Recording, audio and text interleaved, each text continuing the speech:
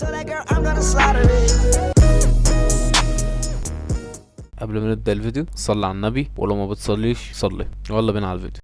خلصنا الموسم الأول من موب سايكو لما موب فك قسم من أقسام منظمة المخلب ورجع بعد كده لحياته الطبيعية. وبعد كام يوم في شخص استدعى ريجن وقال له أنا عندي روح شريرة في الحقل بتاعي وعايزك تطردها. فريجن جاب موب والروح الشريرة ظهرت وبدأت تتحكم في نباتات الحقل ومسكت ريجن وبعد كده مسكت موب، فموب اتحكم هو كمان في النباتات وحرر نفسه وحرر ريجن وبعد كده قضى على الروح وطردها. وفي نفس الوقت ده ميزاتو صاحبة موب في المدرسة عملت مجموعة اسمها الخوذة الروحانية وكانت ناوية تخلي موب هو زعيمها، بس كانت في دماغها موب مش شخصية قيادية، لازم الأول أخليه شخصية قيادية عشان يقود المجموعة. ولما راحت ميزاتو المدرسة عرفت إن موب بيحب تسوبومي فقالت له منصب رئيس اتحاد الطلبة شرير، لو انت رشحت نفسك واخدته هتبقى قائد وتسوبومي هتعجب بيه. فموب اقتنع وبدأ من يومها يتدرب ورشح نفسه، وكان معاه 3 مرشحين وكان منهم كاميرو اللي رشح نفسه عشان يكفر على أخطائه اللي عملها قبل كده هو وريتسو. وجه ميعاد إلقاء موب لخطابه بس خاف ومعرفش يتكلم وخسر الانتخابات وكاميرو هو اللي كسب. واكتئب موب بعدها لحد ما جاتله رسالة من طالبة اسمها إيمي، فراح قابلها وإيمي قالت له إنها معجبة بيه وعايزة تخرج معاه. فموب فرح وبدأ يخرج معاها وحياته اتغيرت للأحسن وبقى سعيد، وعرف إن إيمي بتكتب روايات فقرا رواية من رواياتها. بس بعد أسبوع إيمي قالت له أنا كدبت عليه، أنا مش معجبة بيك، أنا كنت بخرج معاك بس بسبب تحدي عملته مع أصحابي. فموب زعل ومشيت إيمي وسابته ورجعت لأصحابها وكان معاها رواية من رواياتها، فأصحابها مسكوا الرواية دي وقطعوها. فموب جه وقال لهم إيمي تعبت في الرواية دي ما ينفعش تقطعوها. ولما أصحاب إيمي مشيوا موب جمع لإيمي الرواية بقوته الروحانية وكانت أول مرة يظهر قوته قدام حد من العامة. فإيمي انبهرت لما عرفت إنه روحاني وتسوبومي كانت واقفة بتراقبهم من غير موب ما يعرف. ورجع موب البيت بعد كده واتكلم مع ايكوبو، وتاني يوم راح لريجن بس ريجن قال له احنا بقالنا كام يوم ما بيجيلنا الشغل، تعالى معايا في بلدة هنا في المدينة بيقولوا ان ظهر فيها اساطير مدنية، والاساطير المدنية دي ارواح شريرة اسطورية كل الناس تعرفها وبيخافوا منها، احنا هنروح البلدة دي يمكن نلاقي شغل هناك. وفعلا راح وقابله واحد روحاني اسمه شينرا، وشوية وجت ست وطلبتهم في شغل وعرف لهم انا بتظهر لي ارواح شريرة، واعتقد ان ده بسبب ان في واحد من الاساطير المدنية هنا في البلدة، انا عايزاكوا تطردوا اي اسطورة مدنية هنا. فريجن وافق وخد معاه موب وشينرا وخلى شينرا يبحث عن الاساطير المدنية وودى وراه ايكوبو. وشينرا وهو في طريقه طلعت عليه واحدة من الاساطير المدنية اسمها وهيكي، فحاول يمسكها بس معرفش وخدته لبحيرة. فايكوبو ساعده واندمج معاه وطلع شينرا من البحيرة وبدأ يتفادى هجوم وهيكي، وبعد كده اتصل بريجن عشان يجي يساعده. وفضل شينرا يتفادى هجوم وهيكي بمساعدة ايكوبو لحد ما موب جه وبعدها عنه. فشينرا قال له وهيكي وباقي الاساطير المدنية بيقووا نفسهم من خلال خوف البشر، عشان كده عمرنا ما هنقدر نقضي عليهم لانهم بياخدوا من خوفنا وبيقووا نفسهم. وفعلا ظهرت وهيكي بعد كده اقوى، فموب استخدم قوته وقضى عليها. وبعد موب ما قضى على وهيكي شينرا ودعهم وريجن قال لموب احنا هنمشي من هنا دلوقتي، ولو جالنا اي عميل تاني بخصوص الاساطير المدنية نبقى نرجع. ورجعوا بعد كده المكتب وريجن عمل موقع على الانترنت للمكتب بتاعه، وبدأ من بعدها يجيله زباين كتير زي عميلة كانت فاكرة ان في روح شريرة بتطاردها، بس طلع جارها هو اللي بيطاردها لانه بيحبها. وزي كمان 3 طلاب طلبوا من ريجن وموب موب إنهم يجوا معاهم لمكان مسكون، وده عشان يتصوروا فيه. وفعلا راحوا تصوروا، بس هربوا وما دفعوش لريجن أتعابه. وبعد كام يوم رجع الطلاب دول تاني لريجن وقالوا له الصورة اللي تصورناها كان فيها روح شريرة، عايزينك تيجي معانا تاني وتطردها، والمرة دي ما تخافش مش هنهرب وهندفع لك فلوسك. فريجن وافق وخد موب وإيكوب وراحوا معاهم تاني. بس لما وصلوا هناك موب لقى 3 أرواح مش روح واحدة، وروح منهم كلمته وقالت له احنا مش أشرار، احنا عيلة عايشين مع بعض، أرجوك ما تأذناش. فموب قال لريجن مش هقدر أطردهم، دول عيلة وطيبين. فريجن فكر شوية وقال موب مشاعره هي اللي بتحركه ومش هينفع أفرض عليه حاجة. وريجن بعد كده قال لموب ما تطردهمش ويلا نمشي. فالتلات طلاب قالوا لريجن احنا هندفع لك، لازم تطردهم. فموب اتضايق، بس ريجن حل الموقف وضحك على الطلاب وقال لهم انه طرد الأرواح وخد الكل بعد كده ومشي. وروح موب وسأل نفسه هل الأرواح هي اللي شريرة والبشر هم اللي طيبين ولا العكس؟ وتاني يوم في راجل غني اسمه ماساشي استدعى ريجن وموب، ولما راحوا له لقوا عنده روحانيين كتير منهم شينرا. وماساشي طلع اتكلم وقال للكل انا بنتي اسمها مينوري وبيسكن جسدها روح شريرة، لو في اي حد منكم قدر يطرد الروح دي هديله الفلوس اللي هو عايزها. فريجن دخل اتكلم مع مينوري وعرف ان فعلا في روح جواها، ولما خرج من عندها فجأة الروح اللي جوا مينوري هجمت على الكل. فايكوب قال الروح دي انا اعرفها، دي روح واحد كان اسمه موجامي. موجامي ده كان اقوى روحاني في العالم، بس امه تعبت وما كانش معاه فلوس يعالجها فاتجنن وبقى شرير وبيسحب قوى الارواح، ولما مات بقى بيسكن اي جسد بشري. وهو دلوقتي في جسد مينوري. ونزل موجامي بعد كده واصاب ماساشي ابو مينوري وهجم على الروحانيين اللي موجودين وقعد يقتل فيهم. فمه بيستخدم قوته واتصداله وهجم عليه، بس موجامي سيطر على جسد مينوري سيطرة كاملة وبقوا كيان واحد. فمو قال لريجن وإيكوبو هجماتي كده مش هتنفع معاه، انا لازم ادخل بروحي انا كمان جوه جسد مينوري واطرد موجامي. انا هخرج بروحي دلوقتي من جسدي وانتوا احموا جسدي في غيابي. وفعلا موب خرج بروحه وإيكوبو سكن جسده وحمى الجسد من هجوم موجامي. ودخل موب بعد كده لجسد مينوري ولقى موجامي وموجامي هجم عليه. فموب عمل حاجز وصد وهجم موجامي وهم موب انه مات من هجومه، بس روح موجامي كانت لسه موجودة وموجامي سيطر على موب ودخله في عالم وهمي وقال له ده عالم موازي لعالمك الحقيقي وهتشوف فيه حياتك كانت هتبقى عاملة ازاي لو ما كنتش بتملك قوة روحانية، وهتقعد هنا 6 شهور هتشوف فيهم نفسك من غير قوة. وبدأ موب يشوف نفسه في العالم ده وكان بيتأذي من كل الناس لأنه ما بيملكش قوة روحانية، وكلهم كانوا بيتنمروا عليه وبيضربوه ومحدش بيساعده. ومينوري اللي هو عايز ينقذها هي أول واحدة كانت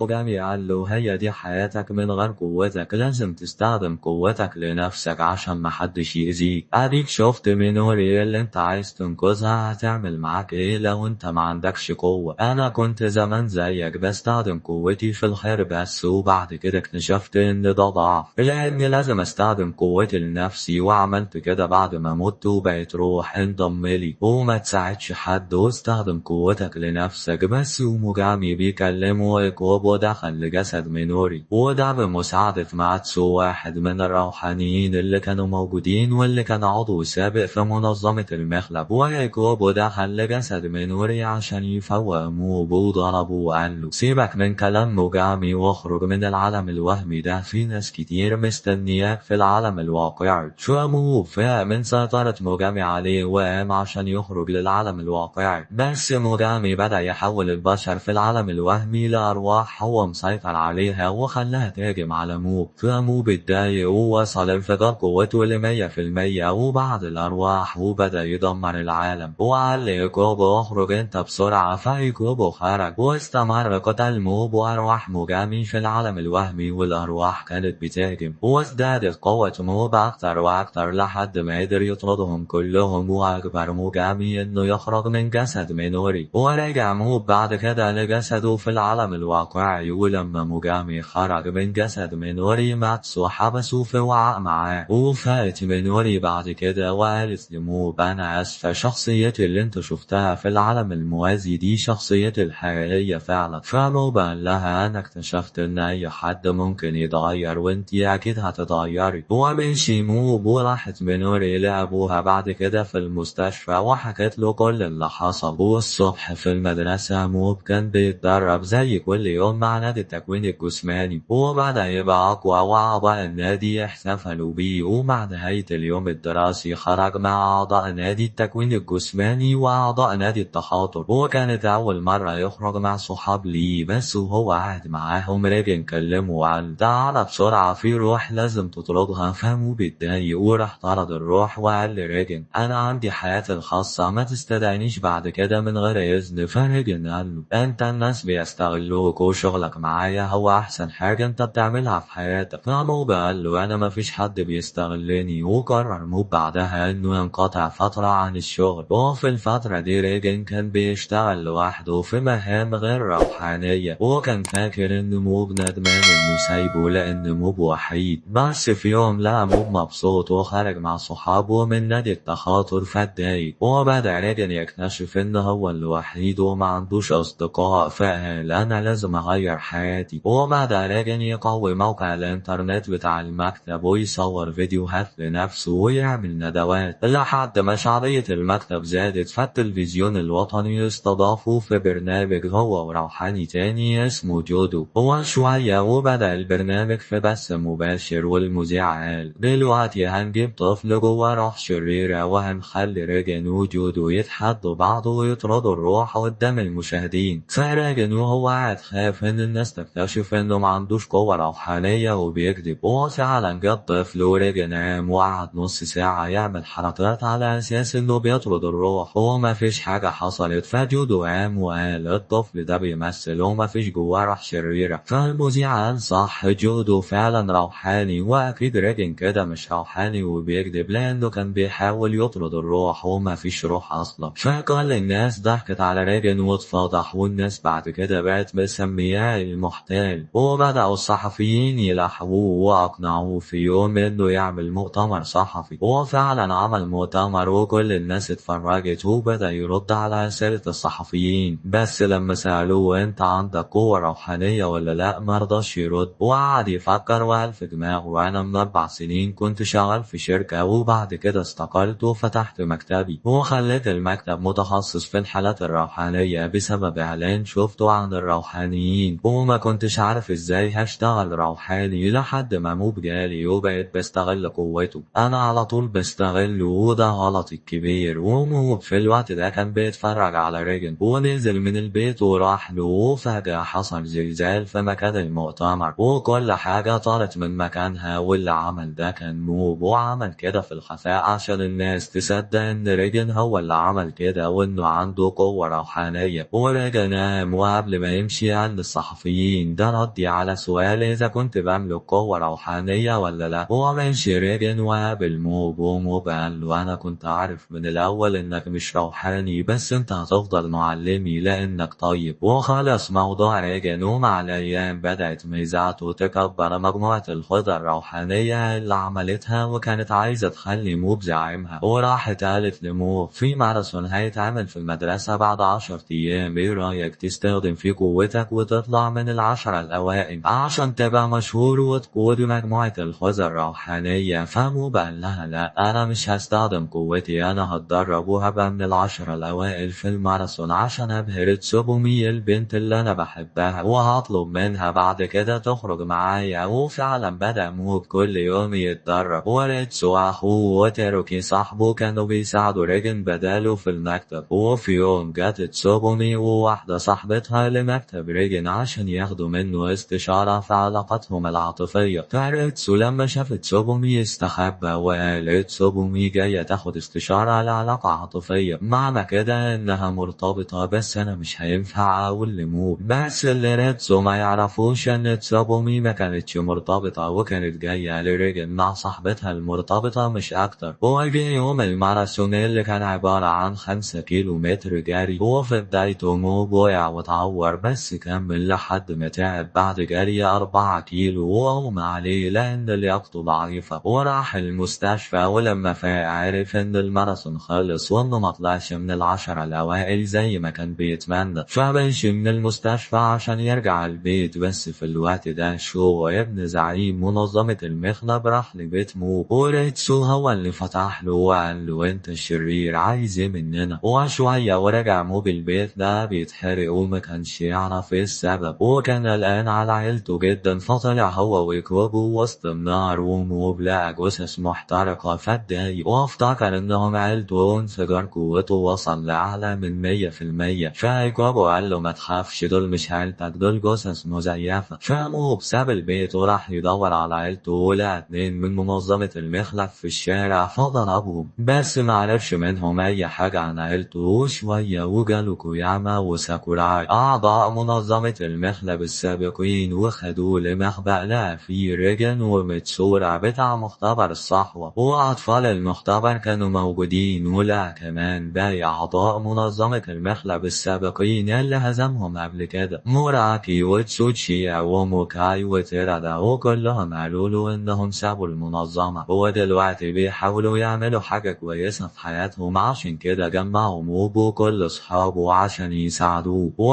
عرف كل ده هادي وفقد وعيه. وشوية وجه تيروكيو مع عضو من منظمة المخلب كان راح له وحاول يقتله، وبدأوا كلهم يستجوبوا العضو ده، وعرفوا منه ان زعيم المنظمة لف العالم وجاب روحانيين كتير يساعدوا المنظمة. وفعلا في الوقت ده زعيم المنظمة اللي اسمه سوزوكي سيطر على منصات البث كلها وكلم الناس وقال لهم احنا منظمة المخلب وهدفنا السيطرة على العالم، أول حاجة هنعملها هندمر البلد دي. وشو ابن سوزوكي كان بيتفرج وقال أبويا بيتصرف من دماغه ولازم أوقفه. وشو كان مع ريتسو وقال له ما تخافش أبوك وأمك آمنين في فندق بعيد عن هنا، وأنت هتبقى معايا في فريقي وهنقاتل مع بعض. أنا حرقت بيتكو قبل ما أمشي عشان ده يحفز أخوك مو ويفجر قوته ويساعدنا في قتالنا. وفي الوقت ده في منظمة المخلب كان في واحد روحاني اسمه جوزيف تابع للحكومة اليابانية، وكان بيحاول يفكك المنظمة وضرب قادة الأقسام بتوع المنظمة، وراح بعد كده لسوزوكي. فسوزوكي قال له مش هتقدر تعمل حاجة، في هنا 5 روحانيين أقوياء جدا اسمهم الخارقون ال5 محدش هيقدر يوقفهم. وفعلا الخارقون ال5 ظهروا وبدأ يوقفوا جوزيف وأي حد معاه وخرجوهم من المنظمة. وتاني يوم واحد من الخارقون ال5